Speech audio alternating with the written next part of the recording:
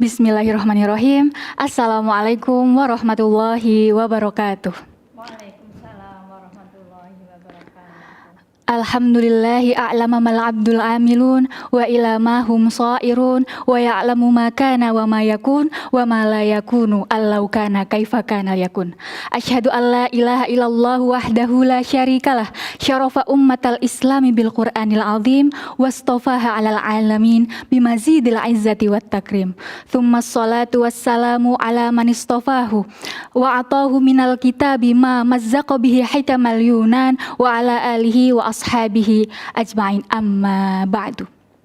Sahabat Karima dimanapun berada, kembali lagi bersama kami dalam episode Karima, kajian Risalah Ilmu dan Agama, yang pada kesempatan pada kali ini saya sudah bersama narasumber kita, yaitu Ibu Nur Hidayani SHMH. Beliau merupakan anggota Divisi Mubalighat dan Pengajian Majelis Tablik dan Ketarjihan Pimpinan Pusat Aisyah. Yang pada kesempatan kali ini kita akan membawakan tema yang berjudul prinsip-prinsip dalam memilih pasangan gitu. Sebelum kita masuk ke dalam materi, saya sapa dulu pemateri kita pada kesempatan kali ini. Assalamualaikum Ibu Nur Hidayani. Waalaikumsalam warahmatullahi wabarakatuh. Mbak Tasya, sehat Mbak Tasya? Alhamdulillah Ibu sehat nih. Alhamdulillah. Kita sudah menunggu-nunggu materi kita pada kesempatan kali ini karena ini sangat menarik sekali ya Bu. Jadi ini materi yang tidak lekang oleh waktu, selalu dibutuhkan oleh siapapun karena pernikahan ini ya. Jadi pernikahan ini merupakan hal yang penting dalam Islam. Ini adalah syariat gitu, syariat dalam agama kita.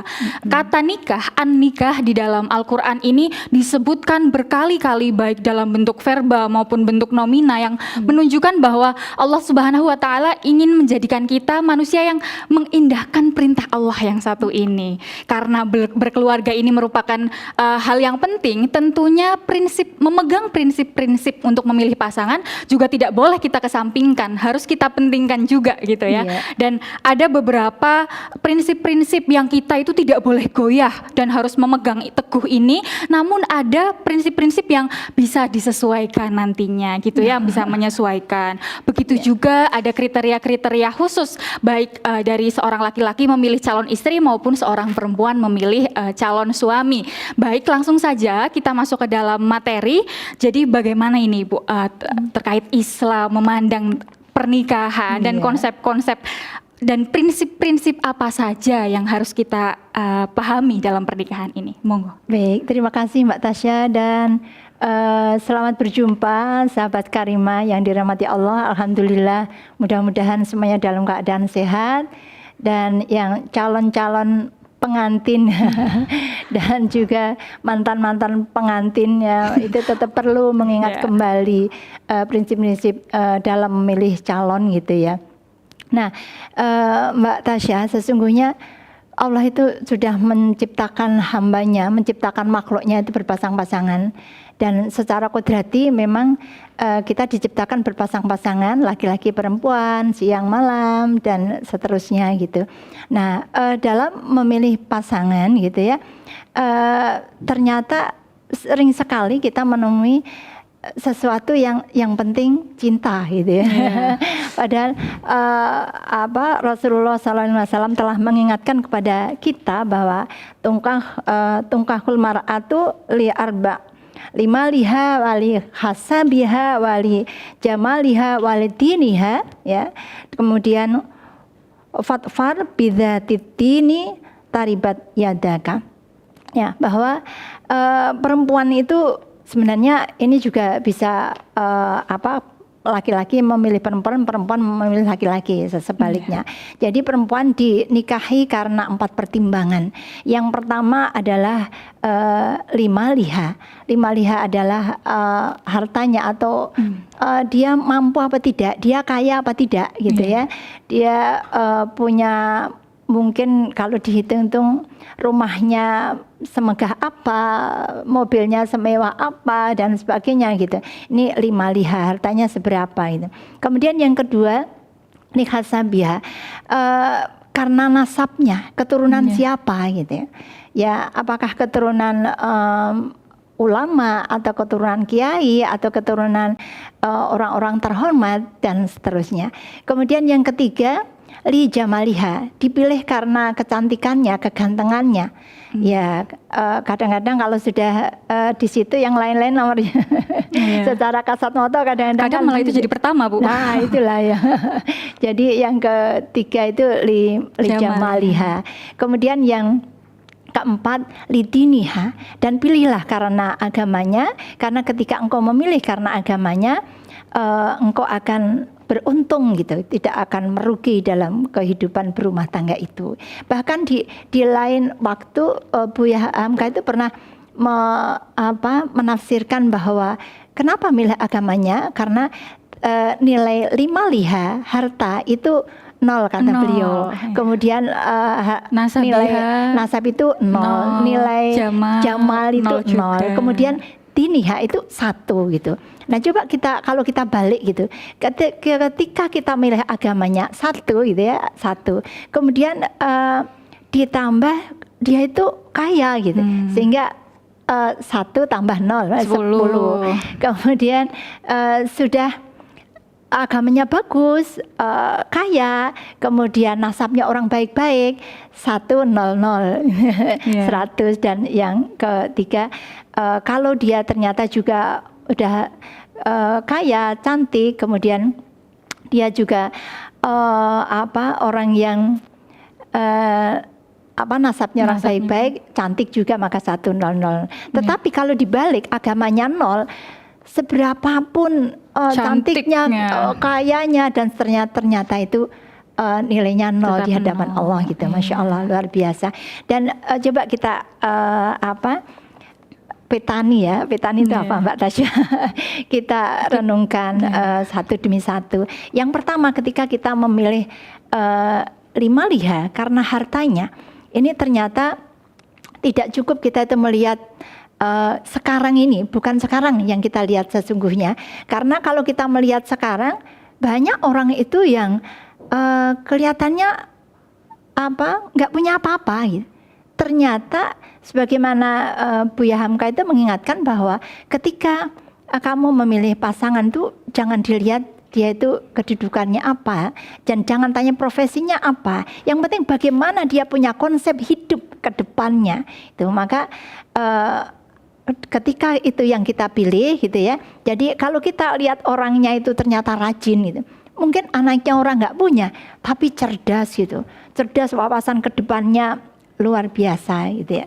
Nah, baik, kemudian wawasan kedepannya luar biasa, orangnya rajin gitu, nggak usah khawatir gitu. Nggak usah khawatir dengan hartanya kan gitu. Baik, Ibu, kita jeda dulu. Baik, Mbak Tasya. Sahabat Karimah, dimanapun Anda berada, tetap setia bersama kami. Kita jeda dulu dan kembali lagi setelah jeda yang berikut ini.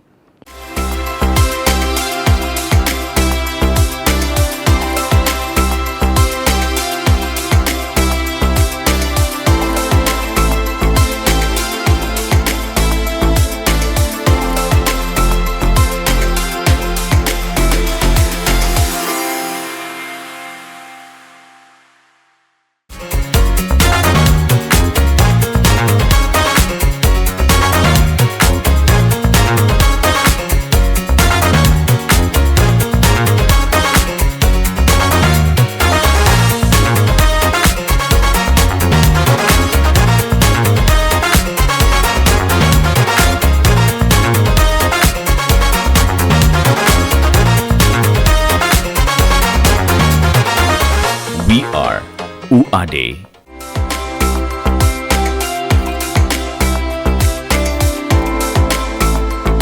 Jangan lupa saksikan Karimah, kajian risalah ilmu dan agama yang akan membahas kajian keilmuan dan keagamaan terkini. Hanya di TV Muhammadiyah, cerdas mencerahkan.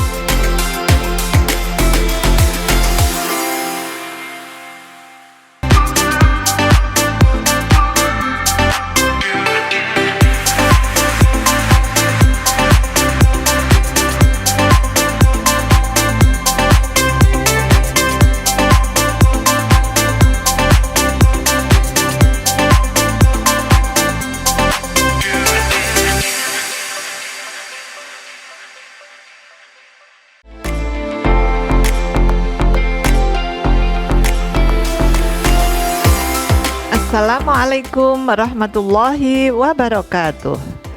Halo sahabat Karimah, kami tunggu saksikan kajian Risalah Ilmu dan Agama yang akan mengkaji, mendiskusikan, membahas permasalahan-permasalahan kontemporer yang kita hadapi dalam kehidupan sehari-hari, akan dikaji dari perspektif Islam yang berkemajuan.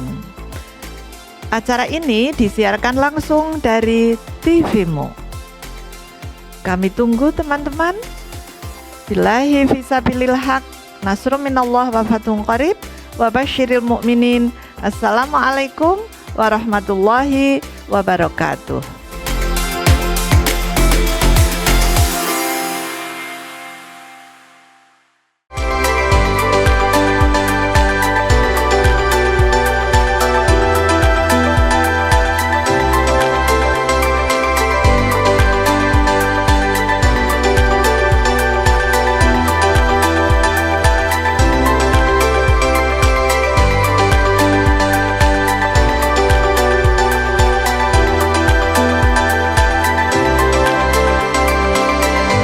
We are UAD.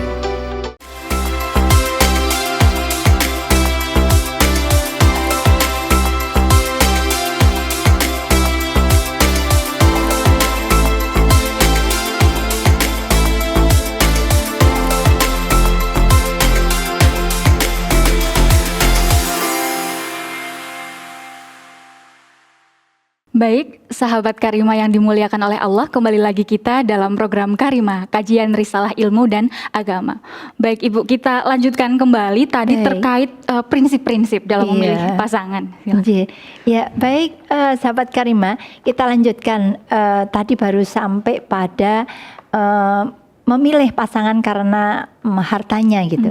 Jadi jangan dilihat sekarang siapa dia, karena banyak orang yang mungkin saat ini dia belum punya apa-apa, tapi ternyata cerdas, kemudian punya prinsip ke depan yang pengen orang yang maju, kemudian orangnya juga bukan orang yang pemalas gitu ya, tapi pekerja keras. Nah itu bisa kita jadikan pertimbangan. Yang kedua, karena lihasabiha, jadi karena nasabnya, beliau nasab orang seperti apa. Ini bukan karena kedudukannya, mungkin orang tuanya menjadi presiden, orang tuanya menjadi kiai, itu ternyata tidak cukup juga di situ.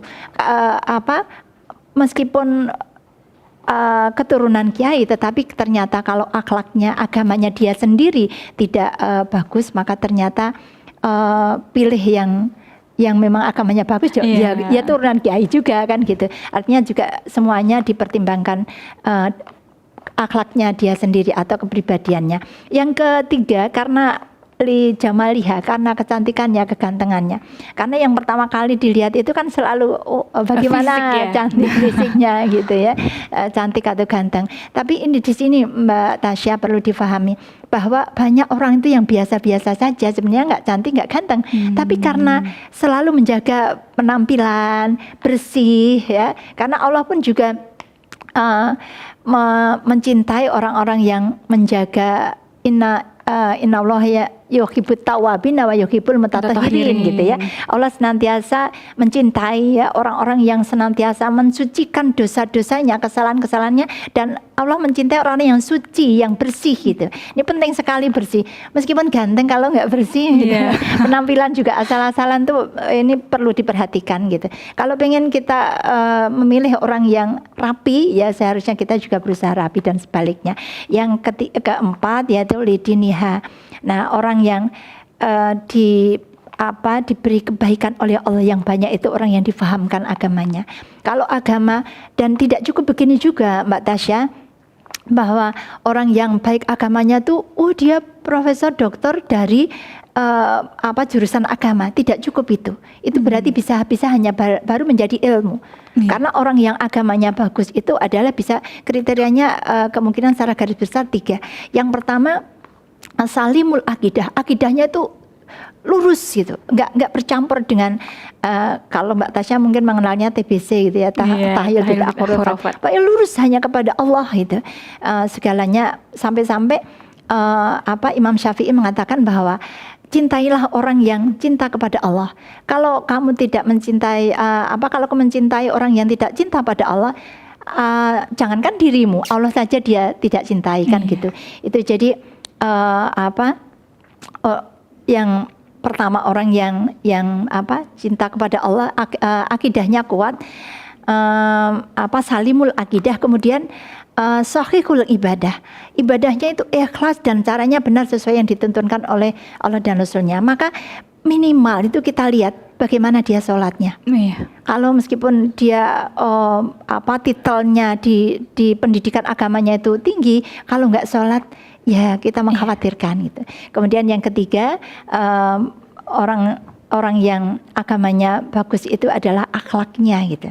Ya, akhlaknya itu indah luar biasa, jujur, sabar, baik hati, bahkan mudah-mudahan menjadi khairun nas anfa'uhum linnas gitu ya. Karena hidup kita tidak sendiri, sampai kapanpun kita membutuhkan orang lain. Kita hidup di masyarakat, dan keluarga yang barokah itu yang banyak memberi kemanfaatan kepada orang lain. Saya kira itu Mbak Tasya. Ya, Masya Allah. Jadi kita harus pegang itu ya Bu, ya, sebagai prinsip-prinsip kita dalam modal ya untuk memilih pasangan gitu. Betul. Baik, selanjutnya Ibu, terkait asas-asas dalam berkeluarga tentunya ada yang juga harus kita pegang sebagai sebuah komitmen begitu. Apa saja Bu asas-asas dalam berkeluarga? Iya, jadi ternyata semuanya butuh ilmu ya Mbak Tasya ya. Kita calon suami, calon istri perlu ilmu ya. Jadi calon ibu, calon bapak juga demikian. Nah, jadi asas-asas yang perlu kita perhatikan itu agar kita juga tidak salah memahami 4 kriteria tadi. Maka yang pertama itu asas asas karomah insaniyah ya. Kesadaran bahwa keluarga itu dibangun dengan saling gitu ya, saling menghormati, saling menyayangi, saling memuliakan gitu. Jadi orang-orang yang menyadari bahwa asas karomah insaniyah ini dia terjauh dari sifat egois gitu. Karena bahkan dia akan berebut. Kalau ada sesuatu persoalan akan berebut salah itu. Oh, aku yang salah, mohon maaf, maafkan aku. Bukan begini, tapi selalu berusaha tuh baliman sagolahu aibu anyu binas. Berusaha sebaik-baik orang adalah orang yang banyak bertanya pada dirinya gitu. Itu orang yang karomah insaniyah itu. Jadi semuanya berusaha memahami kesuksesan keluarga itu adalah ketika kita saling, bukan begini atau bukan akunya gitu. Nah, kemudian yang kedua yaitu asas hubungan kesetaraan ya, setara tadi sekufu mungkin bisa dikatakan juga sekufu. Nah, tapi yang paling utama adalah sekufu dalam agamanya, dalam akidahnya, akhlaknya juga. Bisa dikatakan juga bahwa dalam surat Al-Hujurat ayat 13 itu bahwa yang sekufu itu adalah ketakwaannya. Tidak ada yang lebih tinggi dari predikat seseorang, yaitu orang-orang yang paling takwa. Ya. Kemudian bisa dikatakan juga sekufu itu apabila suami istri atau calon laki-laki maupun perempuan itu di dalam surat Al-Ahzab ayat 35 itu innal muslimina wal muslimati, laki-laki dan perempuan yang sama-sama muslim, wal mu'minina wal mu'minati, laki-laki dan perempuan yang sama-sama mukmin, wasodiqina wasodiqati, wal qanitina wal qanitati, laki-laki dan perempuan yang sama-sama taat gitu ya. Kemudian wasodiqina wasodiqati, laki-laki dan perempuan yang sama-sama jujur. Ini penting banget itu dalam keluarga. Ya, kemudian wasobirina wasobiroti, laki-laki dan perempuan yang sabar. Ini bisa kita lihat bagaimana perilakunya dalam keseharian. Mungkin juga bisa dilihat gini Mbak Tasya, siapapun tuh calonnya itu kalau dengan ibunya bagaimana? Oh iya. Kalau dengan keluarganya bagaimana? Kalau punya persoalan dia sabar apa tidak? Ini penting ya, penting suami itu sabar. Kemudian wal khosiina wal khosiati, laki-laki dan perempuan yang khusyuk di dalam ibadahnya terutama sholatnya. Kemudian wal mutasaddiqina wal mutasaddiqati, laki-laki dan perempuan yang banyak bersedekah. Nah, ini kalau calon suami istri aja udah kelihatan pelitnya, Waduh, itu bagaimana ke depannya ya? Makanya. Kemudian wasoimina wasoimati, ahli dalam puasa atau suka berpuasa. Kemudian wal khafidina furujahuna wal khafidati, laki-laki dan perempuan yang menjaga farjinya atau menjaga kehormatannya. Penting banget itu sebagai calon suami gitu ya, atau calon istri juga ya.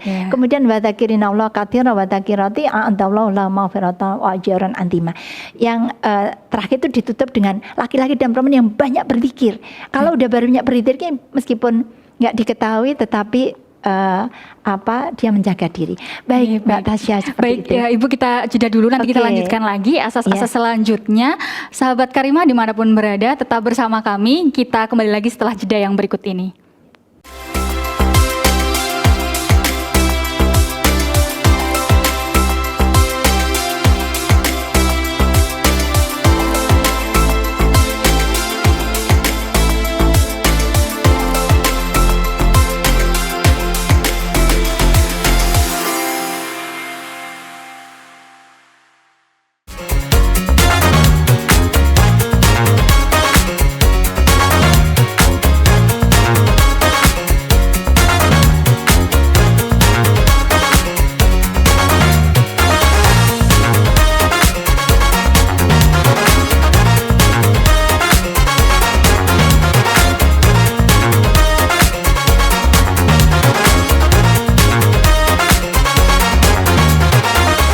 We are UAD.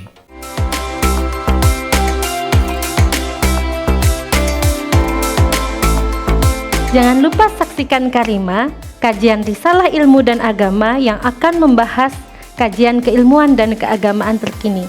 Hanya di TV Muhammadiyah, cerdas mencerahkan.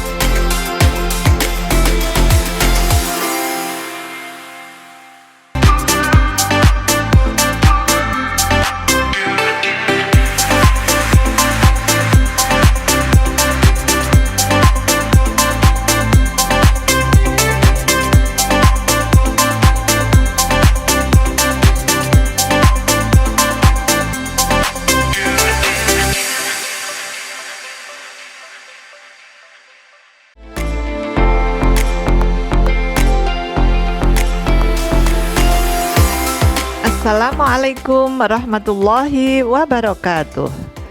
Halo sahabat Karimah, kami tunggu saksikan kajian risalah ilmu dan agama yang akan mengkaji, mendiskusikan, membahas permasalahan-permasalahan kontemporer yang kita hadapi dalam kehidupan sehari-hari, akan dikaji dari perspektif Islam yang berkemajuan.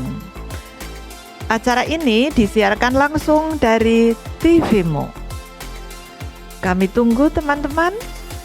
Billahi fisabilil haq, nasrum minallah wa fathun qarib, wa basyiril mu'minin. Assalamualaikum warahmatullahi wabarakatuh.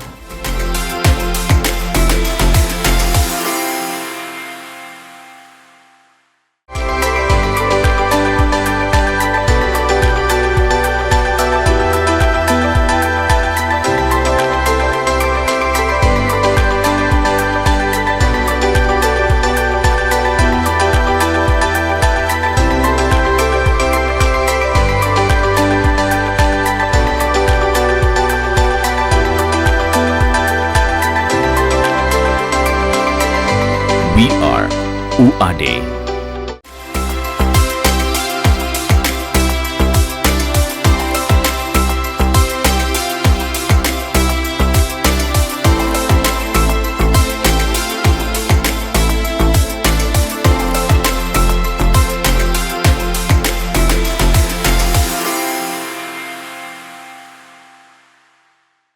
Baik sahabat Karimah, kembali lagi bersama kami. Kita lanjutkan pembahasan kita yang semakin menarik ini. Ya, monggo Ibu.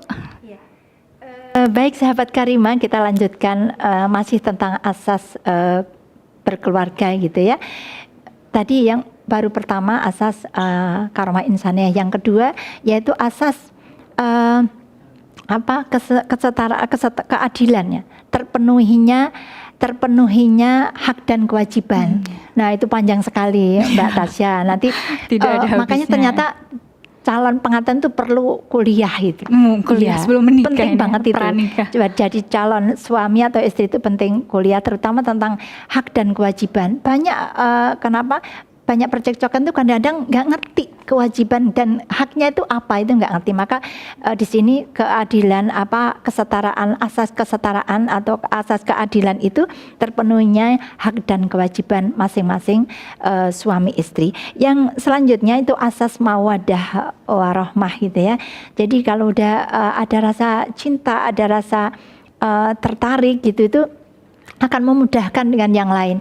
Ya kalau udah cinta itu yang berat pun jadi ringan, yang berat jadi ringan, yang susah menjadi senang gitu ya. Bahkan seberat apapun ketika ada rasa cinta itu menjadi sesuatu yang indah gitu. Tidak terpaksa gitu. Tidak terpaksa gitu. Kemudian asas selanjutnya, asas terpenuhnya kebutuhan hidup dunia dan akhirat. Nah, ini harus seimbang gitu. Bahwa kita bahagia tidak hanya di sini, tetapi keluarga itu akan kita jadikan titian untuk kebahagiaan kita di akhirat. Maka ketika kita berdoa, Rabbana hab lana min azwajina wa dzurriyyatina qurrata a'yun waj'alna lil muttaqina imama. Jadikan sisihanku dan dan keturunanku adalah orang-orang yang kalau dipandang itu menyejukkan hati, mata gitu. Mata kita berbinar-binar bahagia. Kemudian juga kita memohon kepada Allah, jadikan aku teladan bagi orang-orang yang bertakwa. Nah, jadi dengan bertakwa itu harapan kita akan mendapatkan kebahagiaan di surga juga. Dan doa kita bukankah Rabbana atina fid dunya hasanah wa fil akhirati hasanah wa qina adzabannar. Nah, itu Mbak Tasya asas-asas pernikahan yang perlu kita ketahui. Ya, jadi banyak hal penting sekali ya, benar kata Ibu tadi. Sepertinya memang kalau mau menikah ini harus sekolah dulu gitu ya. Karena ibadah seumur hidup, pastinya tujuannya juga inginnya menikah satu kali seumur hidup, insya Allah seperti itu. Baik, kemudian ini yang mungkin ramai ya, pemuda-pemuda zaman sekarang ini sering ketika akan menikah itu melalui proses ta'aruf gitu. Ada yang mengartikannya ta'aruf ini ya tukeran CV, tidak berkenalan secara langsung, kemudian ya cukup dari CV itu saja, atau malah ta'aruf dengan cara kan saya sudah ta'aruf jadi saya boleh kemana-mana berdua jadi seperti apa ini Bu terkait konsep ta'aruf yang sebenarnya? Ya, ta'aruf itu kan mengenal ya, li ta'arofu ya, mengenal satu dengan yang lain. Agar apa? Agar kita memahami siapa dia atau calon kita itu gitu. Nah, mengenal itu bisa beberapa cara Mbak Tasya, bisa melalui mungkin ustadznya, melalui gurunya, melalui orang yang dianggap dihormati gitu. Yang kedua bisa langsung. Rasulullah aja dulu meminang malah Khadijah ya yang meminang Rasulullah aja melalui perantara gitu. Dan ada juga yang langsung gitu. Nah, maka sebenarnya ta'aruf itu mengenal. Kalau sekarang sebenarnya lebih mudah. Lebih mudahnya apa? Kita bisa seperti yang dibilang Mbak Tasya tadi, melalui pertukaran CV. Dan itu bisa leluasa. Karena apa? Kita belum terlalu jauh melangkah, tapi kita sudah mempelajari bagaimana pribadinya. Siapa dia, putranya siapa, saudaranya berapa, kuliah di mana, hobinya apa gitu ya. Mungkin kalau lihat foto ini tadi Jamal enggak gitu ya. Iya, kemudian turunannya apa, usahanya apa gitu. Dia termasuk cara pemikirannya aja kan udah bisa dilihat dari CV-nya itu. Aktivitasnya apa gitu. Cocok enggak kalau dengan aku, kan bisa seperti itu. Ya, enggak kalau tukar-tukaran CV gitu. Nah, kemudian kalau sudah seperti itu baru melalui mungkin dipertemukan atau bisa langsung sendirilah kalau sudah tahu saling mengenal, dan itu saya kira tidak heboh gitu. Tapi kalau sudah merasa dan ingat ini ta'aruf itu belum pasti menikah. Iya. Belum pasti menikah. Jangankan ta'aruf, sudah khitbah saja belum tentu jadi jadi suami atau istrinya gitu, pasti menikah belum. Makanya baru ta'aruf itu Masya Allah masih tahap yang sangat awal dangkal, gitu. awal banget gitu, awal banget, dan dia itu masih orang lain gitu, masih orang lain. Maka hati-hati dengan ta'aruf itu. Jangan dulu berdekat-dekat, jangan dulu bonceng-boncengan kemana-mana, jangan dulu berdua-dua gitu ya. Mungkin perlu ada orang lain juga. Yang jelas tetap menjaga gitu, tetap menjaga karena masih orang lain. Dan kalau sudah memang mantap gitu, ini juga perlu istikharah gitu. Iya. Mungkin kadang dalam satu waktu kok ini kok ada calon beberapa malah yang datang gitu. Ini pertimbangannya seperti ini bagus semua gitu. Nah itu perlu istikharah gitu. Mohon petunjuk pada Allah gitu. Istikharah pun juga tidak pasti ada mimpi, belum tentu. Yang penting ada kemantapan. Kalau sudah mantap, Bismillah melakukan khitbah ya, meminang gitu. Dan meminang itu pun jangan lama-lama. Bahkan bisa jadi meminang langsung nikah gitu ya. Iya, jadi Masya Allah ya. Jadi yang saya pahami bahwa ta'aruf ini nih menjadi salah satu opsi ya kita untuk mengenal gitu kan, yang akan kita jadikan pasangan. Tapi tentu saja ta'aruf belum pasti menikah, jadi belum boleh ada perasaan sudah memiliki, begitu. Dan kalau sudah mantap jangan lama-lama. Oh iya, betul-betul. Baik Ibu, terakhir mungkin bisa memberikan closing statement untuk sahabat Karimah yang ada di manapun. Baik, sahabat Karimah, baik calon pengantin maupun mantan-mantan pengantin gitu ya, kita tetap berprinsip bahwa semua perlu ilmu, termasuk calon pengantin terutama itu ketika ada binwin atau bimbingan calon pengantin itu tolong diikuti dengan baik ya, dan perlu baca-baca banyak referensi karena nikah itu tidak gampang, banyak persoalan-persoalan yang kadang rumit gitu. Tapi kalau sudah punya ilmunya, insya Allah akan bisa dilalui dan tetap menjadi sakinah mawaddah warahmah sampai kapanpun. Saya kira itu. Amin ya robbal alamin. Semoga yang dalam ikatan pernikahan bisa mendapatkan tujuannya ya, dambaannya menjadi keluarga yang sakinah mawaddah warahmah. Amin. Baik sahabat Karimah dimanapun Anda berada, kita sudah sampai di penghujung acara, materi yang luar biasa dari Ibu Nur Hidayani. Pada kesempatan kali ini, saya Amas Tasya Hidiah sebagai host pamit undur diri. Fastabiqul khairat. Wassalamualaikum warahmatullahi wabarakatuh.